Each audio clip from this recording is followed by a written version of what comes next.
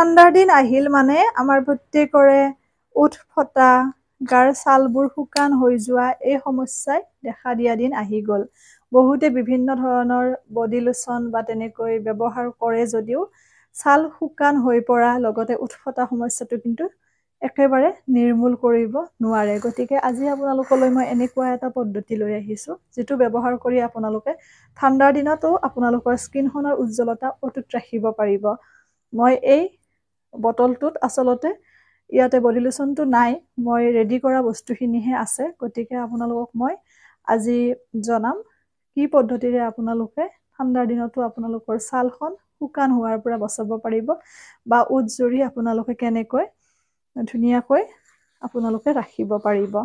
আজি সেয়া আপোনালোকৰ লগত মই শ্বেয়াৰ কৰিম। পলম নকৰি বস্তুখিনি আপোনালোকক কৈ দিওঁ। যদি আপোনালোকৰো ছালখন শুকান হোৱা সমস্যা আছে ঠাণ্ডাৰ দিনত, তেতিয়াহ'লে আপোনালোকে ল'ব। প্ৰথমতে লাগিব নাৰিকল তেল, যি ব্ৰেণ্ডৰ নাৰিকল তেল ইউজ কৰে সেয়া ল'ব। মই পেৰাচুট নাৰিকল তেলে কিন্তু ব্যৱহাৰ কৰোঁ। পেৰাচুট নাৰিকল তেল ল'ব, লগতে তাত আপোনালোকে গ্লিচাৰিন ল'ব।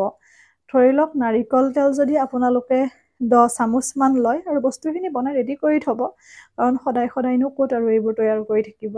10 চামুচমান নাৰিকল তেল বুলি কৈছোঁ, লগতে তাত আপোনালোকে গ্লিচাৰিন দিব 2-3 চামুচ।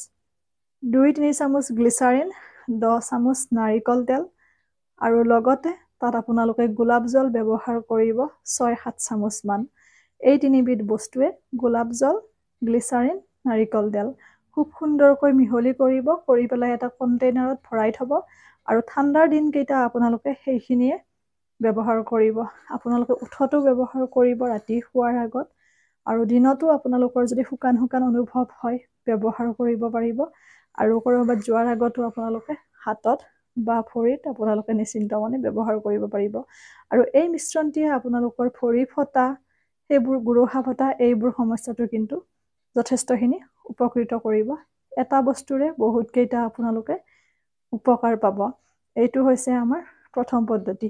আৰু স্কিনখন ঠাণ্ডাৰ দিনত আপোনালোকে উজ্জ্বল কৰি ৰাখিবলৈ বা কোনো ধৰণৰ দাগ বা শুকান ভাৱটো নোহোৱা কৰিবলৈ এইটো পেক ব্যৱহাৰ কৰিব। বেচন ল'ব এচামুচ, সদায় ব্যৱহাৰ কৰাৰ কাৰণে কোৱা নাই, বেচন এচামুচ ল'ব। এল'ভেৰা জেল ল'ব আপোনালোকে আধা চামুচ, আৰু কমলাৰ ৰস, ঠাণ্ডাৰ দিনত যিহেতু কমলা এভেইলেবল পোৱা যায়, কমলাৰ ৰস ল'ব এচামুচ। বহুত বেছি ভাল স্কিনৰ বাবে কমলাটো। কমলাৰ ৰস এচামুচ ল'ব আৰু লগতে তাত আপোনালোকে কেঁচা গাখীৰ এচামুচ এড কৰিব। এইখিনিয়ে বস্তু, এই গোটেইখিনি বস্তু খুব সুন্দৰকৈ মিশ্ৰণ বনাব। বনাই পেলাই আপোনালোকে স্কিনখনত সপ্তাহত 2 দিনকৈ লগাব, 20 মিনিট সময় ৰাখিব, ধুই দিব। ব্যৱহাৰ কৰিবচোন, যথেষ্ট সুফল পাব। আৰু বহুতৰে নাকৰ ইয়াতে হোৱাইট হেডছ, ব্লেক হেডছ হয় ঠাণ্ডাৰ দিনত, বিশেষকৈ ক'লা ক'লা এনেকুৱা। গতিকে আপোনালোকে যদি তেনেকুৱা হৈছে, মৌজোল আধা চামুচ ল'ব।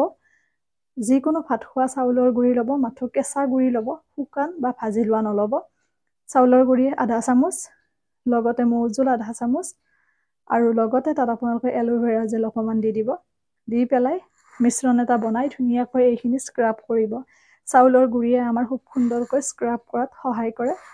এনেদৰে নাকৰ গুড়িটো স্ক্ৰাব কৰিব আৰু তাৰপিছত আপোনালোকে 10 মিনিট সময় ৰাখি ধুই দিব। এনেকৈ সপ্তাহত 2 দিনকৈ কৰিব, দেখিব আপোনালোকৰ নাকৰ ওচৰত হোৱাইট হেডছ, ব্লেক হেডছ এইবোৰ নোহোৱা হৈছে, লগতে স্কিনখনো খুব সুন্দৰ উজ্জ্বল হৈ পৰিছে।